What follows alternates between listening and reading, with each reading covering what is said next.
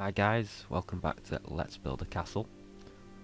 In the last episode we built this lovely cliff face overlooking the ocean where our castle and town are going to be built. And in this episode we're going to make a start on the castle by first deciding the layout of it and then maybe starting with the castle, some of the castle walls and the gatehouse.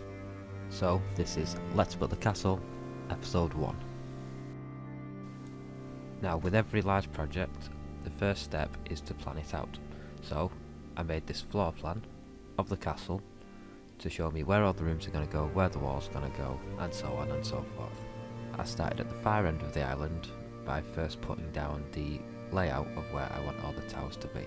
So they are the squares and the circles you see there on the floor. To make the perfect circles, I use the circle tool in World Edit. This lets you place a circle of any type of block, any height, by any width. Unfortunately, when I was doing this I did use the wrong block ID and set a large area to lava.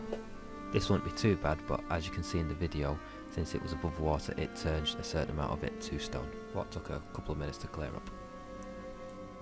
The area at the back of the bailey coming from the term Motte Bailey, which the bailey is the mound of earth the keep's built on, and in a sense the motte is the keep. So at the back of the bailey is going to be the keep itself. Then you're going to have a courtyard in the middle, and at the front is going to be the gatehouse, which will have several portcullises or gates and also murder holes to use against any attacking forces. So I came round to the front and then started work on the gatehouse.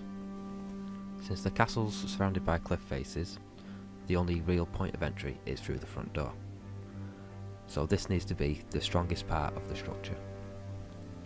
So I designed a gatehouse to funnel enemies into this narrow corridor, and then on either side there's going to be arrow slits for the soldiers to attack enemy forces and fire down on them.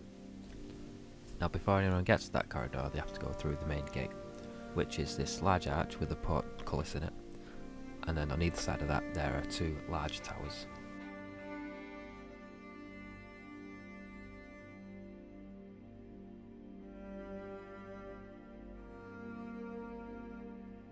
At the bottom of each tower I added this extra layer of stone so it makes it look a bit thicker, and also makes it look more sturdy so it can hold the weight of the tower above it. I then went into adding more detail to the towers by adding arrow slits, what are a 2-high hole in the wall with iron bars behind to stop anyone coming through the opening. I also had the idea to make the tower thicker towards the top and then use that space to add another room to the tower. But the way I did it I felt it looked a little bit too square and didn't fit in with the nature of the castle, so I soon got rid of it. To cap off the tower, I still wanted to come out at the top to add a bit more depth to it, so I used these upside down stairs. And then I also used decorative stone brick and then completed off with crenellations on the top.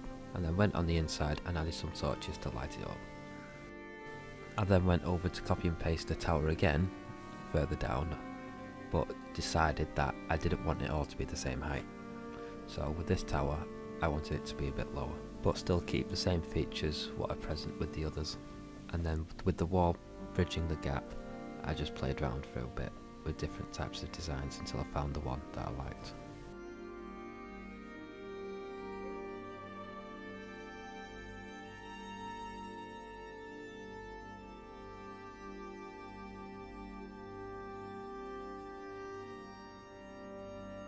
We now come over to the other side of the gate, and on this side we have the structure that's going to house the 2 out of the 3 portcullises, and then further down we also have a much wider tower that's going to be on the corner.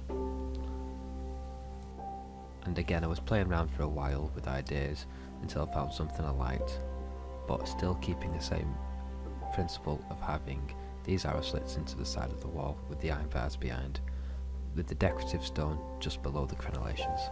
Crenellations, for those who do not know, are the battlements or parapets right at the very top of the castle wall, with regular gaps in for firing arrows or throwing rocks down, but still provides cover. Coming to the tower on the end, since it is considerably wider than all the rest, this was going to be part of the barracks, where the defending forces could sleep, rest and generally live, all within quite close range to the front gate.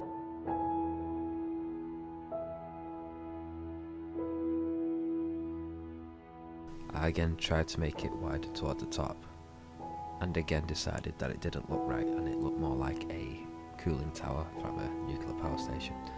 So I just decided to go with a pitched roof, starting off as gentle slope and then slowly getting steeper towards the top, using the circle tools in World Edit again. And then once getting the rough shape, I then went around it with the stairs to smooth it out.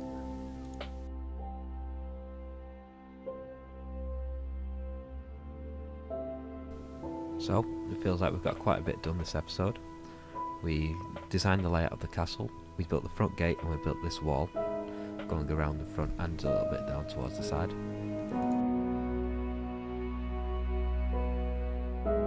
And as we go through the gate now, you can see the holes in the walls where the archers will fire down, going through this narrow passageway.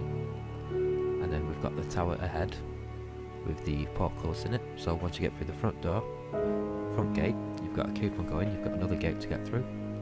And then in this building here, you've got yet again more holes in the walls where archers will fire down on you.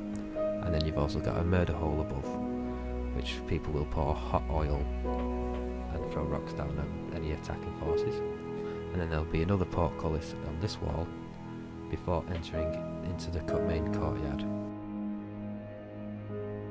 In the next episode, we're going to carry on building the walls, finish the inner gatehouse, and have a go at starting to design some buildings for the courtyard.